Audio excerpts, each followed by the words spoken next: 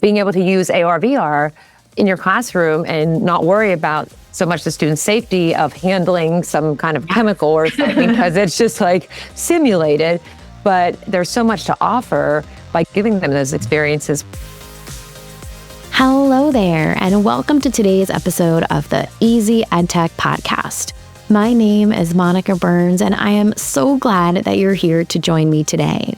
If you want to make the most of education technology, aka EdTech, well, you are in the right place.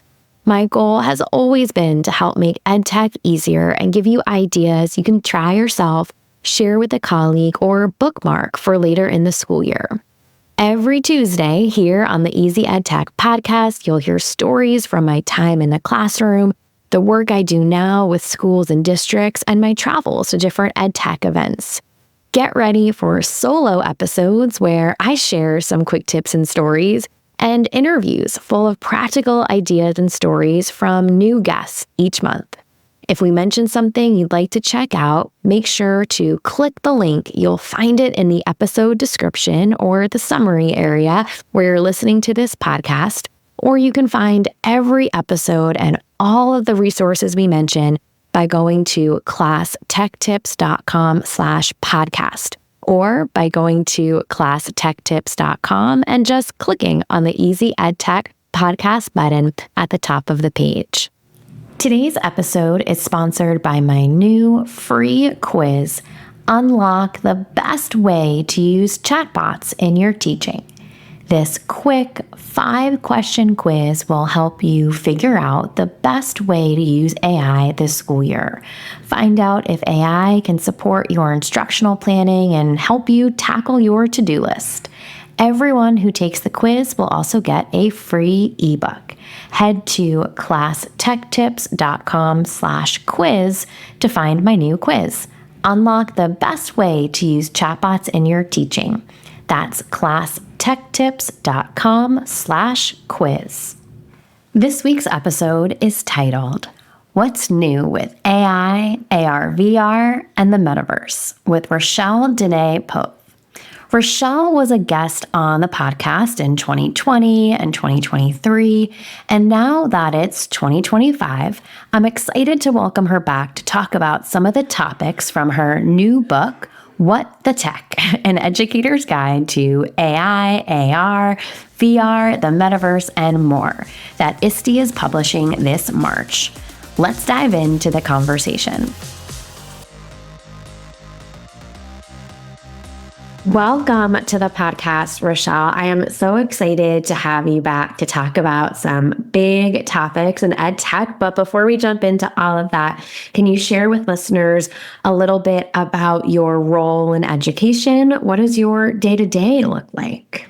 Yeah, well, first of all, thank you. I'm glad to be back on your podcast. So always enjoy the conversations that we have.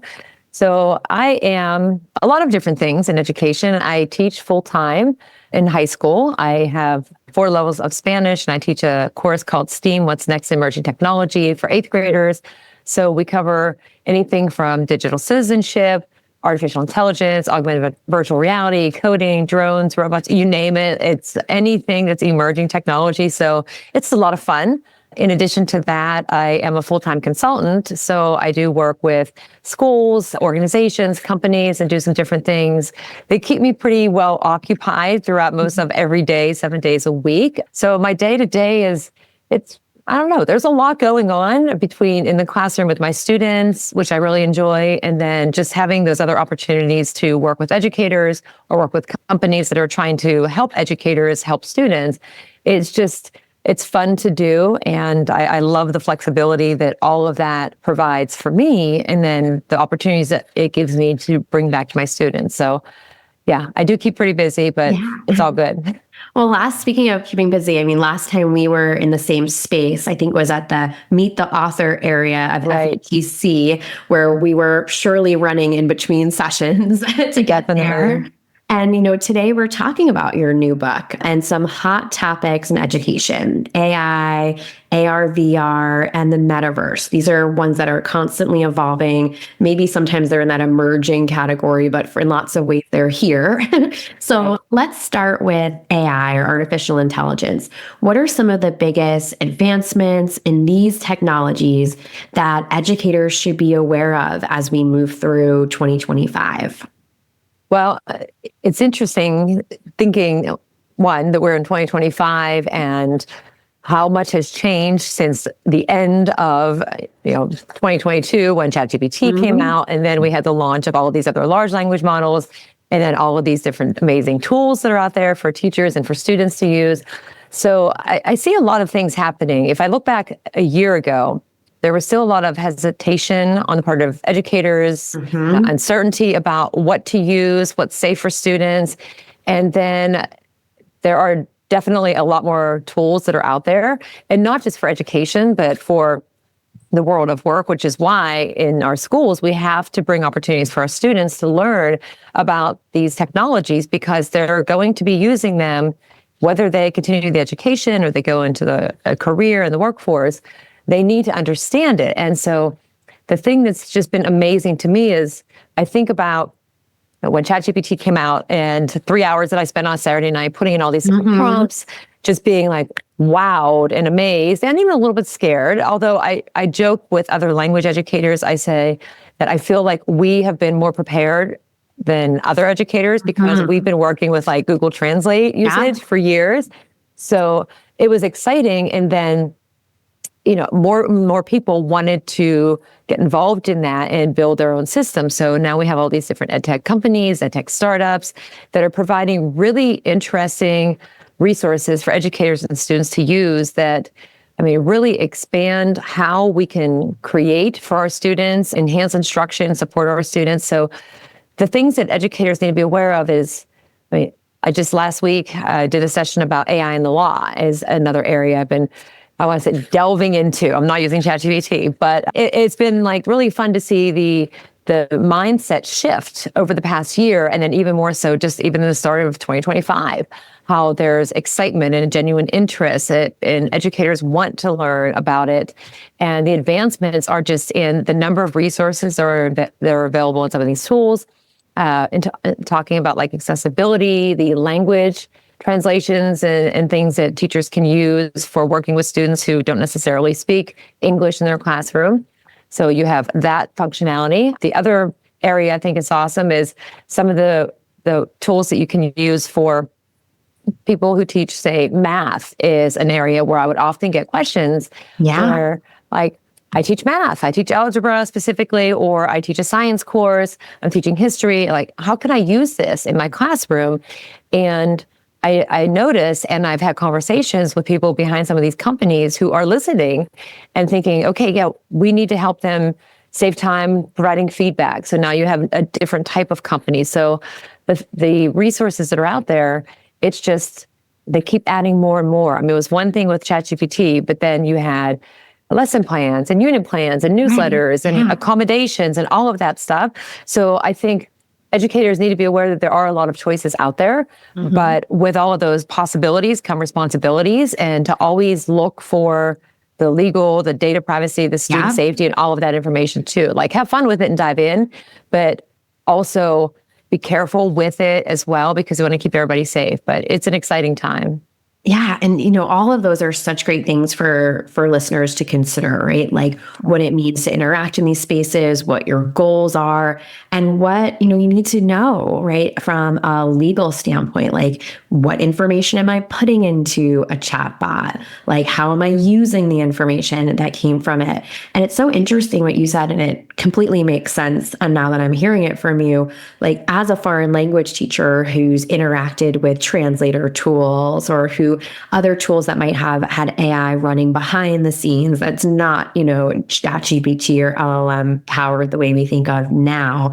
Like, you probably came into using a chatbot with some healthy skepticism, because that translators aren't perfect, and this technology isn't perfect too. And, I think that's a really important thing for someone to remember, as they might just jump in the first time and assume that everything that pops out is correct or valid, or, it's an interesting reminder to say, like, we've had plenty of interactions with tech in the past, and we can apply that to these different situations. And, as we think about some of the other topics you cover in your new book that maybe people have experienced or maybe they haven't, and they're just kind of extrapolating on past EdTech experiences.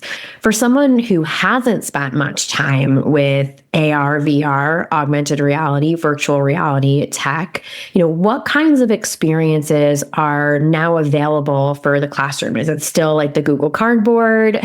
Right? Are there just better things to do with that sort of low-cost device, or are there other things you're watching and excited about? Yeah, I don't know if anybody still has the Google Cardboard. I remember how many years ago when I got some of those, and then I ordered more because I had a larger class, and they came unassembled. And it was like, the students were like, how do we do this? And I said, I don't know. You got to figure that out. Yeah, it's still out there. A lot of the students have, I have my own headset at home. I have 4 of the original Oculus Go headsets. Of course, can't do anything with those anymore, but the tools like CoSpaces, for example, is something that I use in my STEAM class and with my Spanish classes. And it's kind of neat for them, especially when you combine it with the Merge Cube, if people have seen that, and you can actually hold it in your hands or be immersed in an environment, and being able to, look into a volcano without having to actually go to that volcano. Or the other part is, the simulations in like virtual science labs or training, and where it might be dangerous or it could be cost prohibitive to have those experiences. Being able to use AR, VR in your classroom and not worry about so much the student's safety of handling some kind of chemical or something, because it's just like simulated. But there's so much to offer by giving them those experiences where they can travel through time and walk around in a space all these years ago without, obviously we can't do that. We don't have a time machine that I know of. If we did, that'd be kind of cool. But it does help to provide different experiences where students can kind of connect with it. I wish I had it when I had geometry or science, because I would have learned the solar system much better, and a lot of other things too. So, but it's exciting to see how things are changing and how they have changed, and I'm sure they will continue to change. It's interesting because when I think of VR in particular, it's like, it would be great to go on this field trip, but that place is too far away, or we can't afford to go there. But I also appreciate what you said about the safety aspect too, because I think that's an important perspective. Like, maybe it's the Merge Cube that's now turned into something like that's exploding, right? Or you are even doing something kind of low impact, like a Google Arts and Culture tour of a place that just wouldn't be safe or accessible for everyone. And so I like that perspective too, for someone who's making a case maybe of why is this worth the investment? And that could be a barrier that exists in their school community that this type of technology can open up. So, in addition to the AR, VR piece, kind of moving on now to the metaverse, the other big category of content from your new book.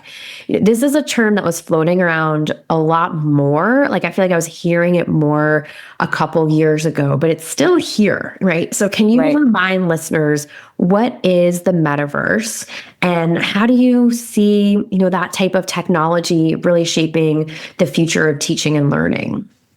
Yeah, it's interesting because you're right. A couple of years ago, you're hearing a lot about it, and the metaverse basically is it's a simulated digital environment that has augmented reality, has virtual reality, pulls in some social media, and it's in this space.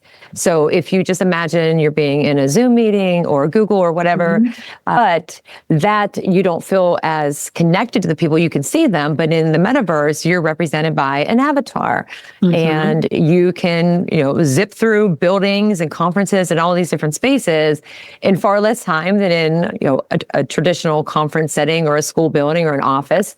And the concept of the metaverse, I thought it just was new I don't know how many years ago now. And then when I did research on it, I found out that it actually was coined back in 1992 from a science fiction novel called Snow Crash, which was exciting. And anybody that ever read or saw the movie Ready Player One, which brought back all of my like childhood nostalgia, was awesome. That kind of connects you with it. I know when I had joined ISTE years ago, one of the community networks we were joining, and they said, well, we're going to meet in Second Life. And I had no idea what they were talking about. And so I got the account, logged in. I'm like, wait a minute, this is very confusing. And that was like 13 years ago now, I think, is when I first went into a meeting, I bet.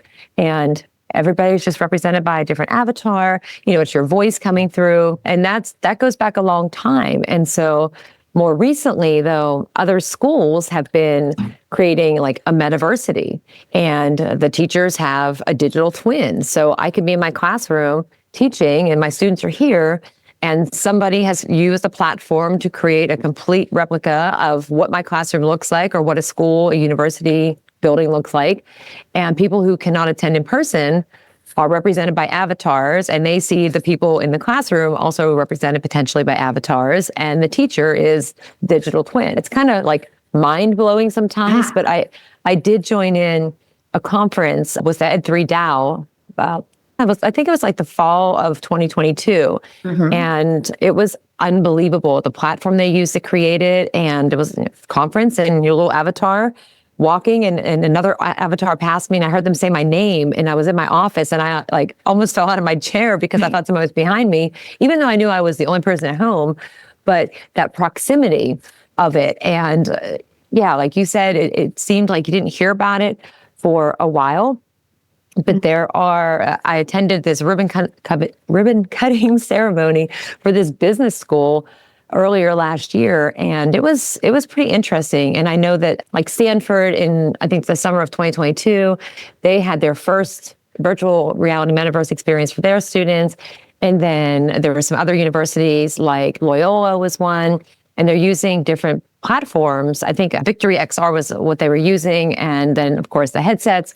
But you don't necessarily have to have the headset either. So it's not just for education, it's in the world of work. If people have headquarters, say New York City, and they want to hire somebody that's from around the world, and that's kind of expensive, they can create this metaverse workspace and have employees joining in, just like we are joining and connecting through Zoom and Google Meet. It's pretty interesting. So you have to check it out. No, it's such a good reminder too for people who might have like heard about it and then put a pin on it. And especially with like AI kind of coming in the scene and getting a lot of energy and attention. So I think that's a really compelling thing for someone to say like, oh, this might fit a need right in my school community, or maybe just for professional learning right in the moment. Right. So, and coming back to AI though, because how could we not, with so many of the conversations at conferences we've both been at this year, right, focus on this topic, right? AI tools are just way more accessible than they've been in the past. I mean, particularly even if we're thinking back to November 2022 with ChatGPT coming on the scene. So, what are some of the most exciting AI powered tools, that you think can make, or maybe are already making, an impact in K-12? Gosh, how much time do we have? Because there's so many. Right? I know. I always try to narrow it down a little bit, because I test everything out. I look to see the compliance with safety and everything. But in my classroom, some of the ones that have really made a difference, especially for students, like Snorkel. And I used Snorkel in, I think it was like October of 2023, just when it first started. And I didn't tell the students that it had AI in it, and they completed the task. And then next thing you know, is this AI? They were so excited about it. School AI with the chatbots, and Magic School have those chatbots, especially put it in the hands of students. Yes. And it all comes down to the prompting. So whatever you want them to do, make sure that you try to break the system, and then because they might try. But that one too, for students to be able to have a conversation in Spanish or in my STEAM class about whatever topic. And be engaged, or if it's a character from history, like those types of things are really awesome for students to use. And then for teacher side, I mean, everybody's going to be using ChatGPT or one of the other ones, of course. I mean, that's like a given, I think. And then finding a few tools. So Almanac is one that I've been using, and Brisk for creating presentations. But I hate to play favorites, but one of my favorites, and it's not just because they're from Pittsburgh, is they're both named Thomas, but they're the creators, and they're both still in the classroom, which I think is really a valuable thing because they get it, they understand it, and that's EduAid, which offers a lot too. So there's so many more I could add. Co-Grader is another one I was testing out, and Class Companion for, giving the feedback and analyzing essays and things. So there's a lot to pick from, which can be scary sometimes too, but you got to start somewhere. So those are just a few of my favorites. Those are perfect for people to just get their wheels spinning. And I'll link out to all of those too in the episode, because if someone's curious or wants to, explore one of these, I think it's a really great place for them to start, is just kind of pick one that kind of meets your one big need or addresses something specific for your work. And then if it's not the right fit, there's something else, right, that you might want to add into your tool belt. So Rachelle, where can people connect with you? Where can they learn more about your work and your new book? Well, I'm pretty consistent because pretty much everything I have involves my first name, my middle name, my birthday. So if you want to check out my blog, just put the www.rdene915.com. The rdene915 is my Twitter, Instagram, Blue Sky, any of those handles. And then if you want to send me an email, just add the Gmail to it. And I'm also on LinkedIn. So if people want to learn more, want to connect, share ideas, have questions, I'm always open to that. So I'd be happy to connect. Wonderful. Well, I will link out to all of those things. Can you tell people a little bit about the new book from ISTE? Yeah, I laugh because I made up the name driving home one day a couple of years ago, and it's called What the Tech, and it's an educator's guide to AI, AR, VR, the Metaverse, and a lot of different things. But I just was driving home. It's based off of my STEAM course a little bit, the topics that I teach about.